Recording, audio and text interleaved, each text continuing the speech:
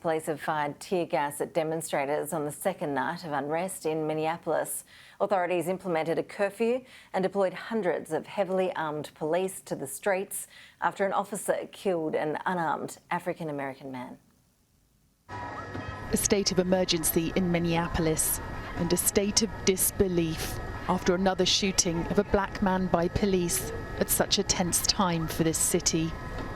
Tear gas deployed on protesters after a routine traffic stop became another death. Police bodycam footage of the arrest was released hours later. In an unfathomable turn of events, a 20-year-old black man shot by an officer, they say by accident.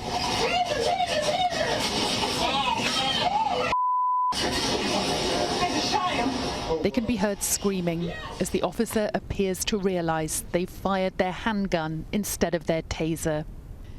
Father of one, Daunte Wright, died after being shot by a single bullet. The governor of Minnesota drawing comparisons to the death of George Floyd last year. Our time was made clear last May in Minnesota.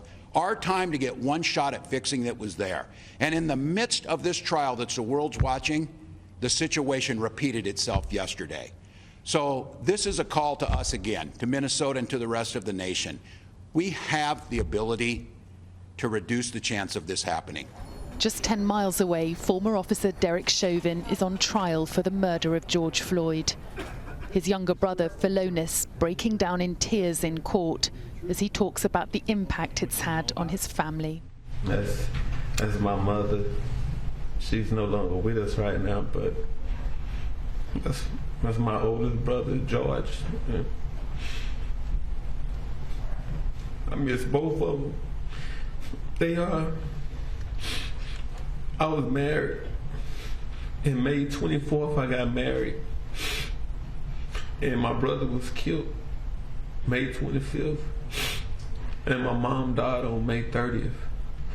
So it's like a bittersweet month because I'm supposed to be happy when that month comes. And today, more tough testimony for George Floyd's family. That his death was preventable. Had it not been for the actions of Derek Chauvin, he would have survived. Had he not been restrained in the way in which he was, I think he would have survived that day. I think he would have gone home or wherever he was going to go had he not been subjected to the prone and positional restraint that he was. The same could be said for Daunte Wright, who didn't make it home from a routine traffic stop, igniting protests and unrest in a city already on edge.